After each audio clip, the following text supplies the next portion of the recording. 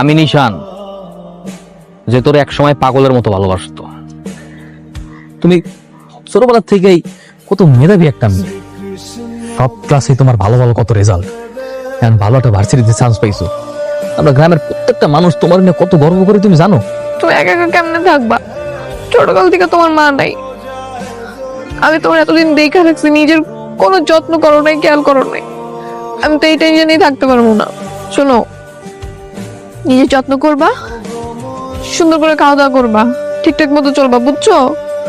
তোরে কিন্তু দায়িত্ব দিতেছি, ওরে দেখা রাখবি।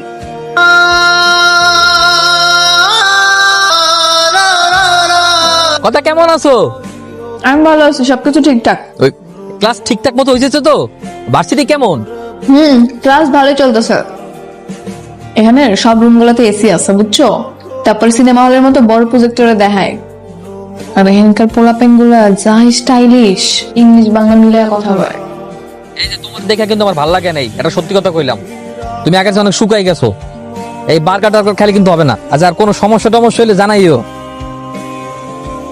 কি ব্যাপার, ভার্সিটি কেমন যাচ্ছে? সবকিছু ঠিকঠাক? আমি যখন ভার্সিটিতে ঢুকি আবার বের হই, তখন সবাই কেমন করে যেন আমাকে দেখে হাসে, বুঝি না কেন। তুমি একটা প্রাইভেট ইউনিভার্সিটিতে পড়াশোনা করছো, অথচ তোমার ড্রেস আপ দেখো।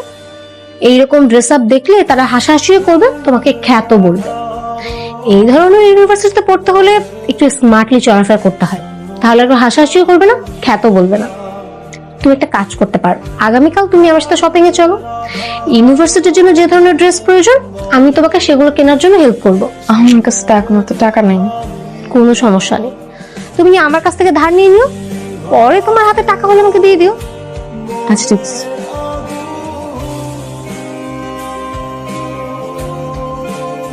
ওরা এই যে তুই খাস না ঠিকভাবে, ঘুমাস না, বন্ধু ভাবিতে ব্যাক করে দিন। কেমনে খামো, কেমনে ঘুমাবো? তুই তো জানোস ওরা সাথে একটা দিনে ভালো থাকতে পারতাম না।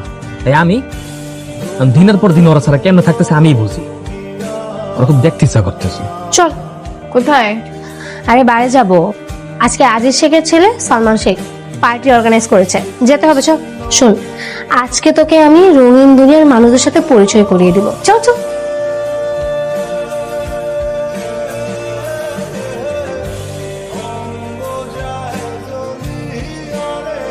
হ্যালো।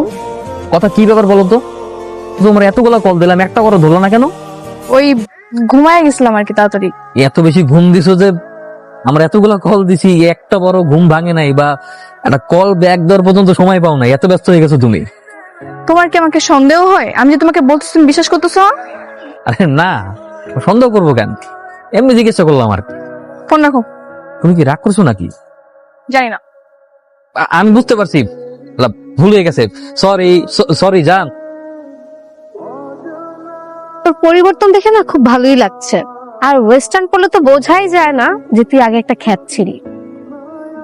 আচ্ছা, সেই দিন যে তোকে বাড়ি নিয়ে গেলাম, কেমন লাগলো তোর? আমার তো ভালোই লাগছে। আমার এত হাসি পাচ্ছিল দিন যা হচ্ছিল ভাই। তুই তো ড্রিঙ্কসই করতে পারিস না ঠিকঠাক মতো, কি লাভ কি? শিখে ফেলবো। আজকে 6টা মাস হয়ে গেছে গা, ঢাকায় গেছে। প্রথম প্রথম ঠিকঠাক মতো কথাবার্তা হইতো, এমন ওরকম করে কথাবার্তা হয় না। মাঝখানে কইছিল পরীক্ষার পরে গ্রামে আইব, এমন কইতেছে না, ডাইরেক্ট ফাইনাল পরীক্ষার পরে আইব। কেমন জানি চেঞ্জ হয়ে গেছে বেটা। কল দে, আমি ভাবিরে বুঝাই কইতাছি। আরে কেমনে বুঝাই কবি? 2 দিন যাবত আমার ফোনই ধরতেছে না। আরে ঢাকা শহরে গেছে না, অনেক তো পড়ালার মেলা প্রেসার। তুই মন খারাপ করিস না।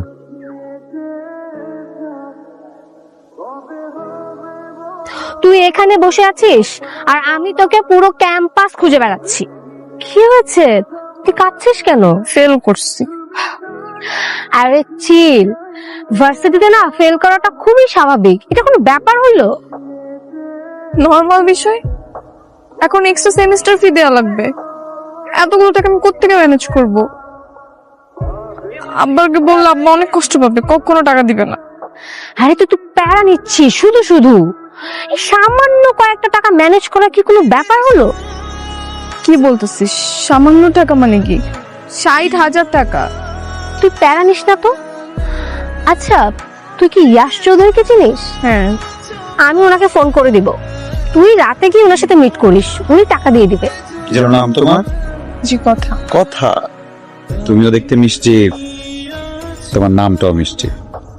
এই যে আমি, জি বস, ম্যাডামের অ্যাকাউন্টে 1 লাখ টাকা পাঠিয়ে দেওয়ার ব্যবস্থা কর।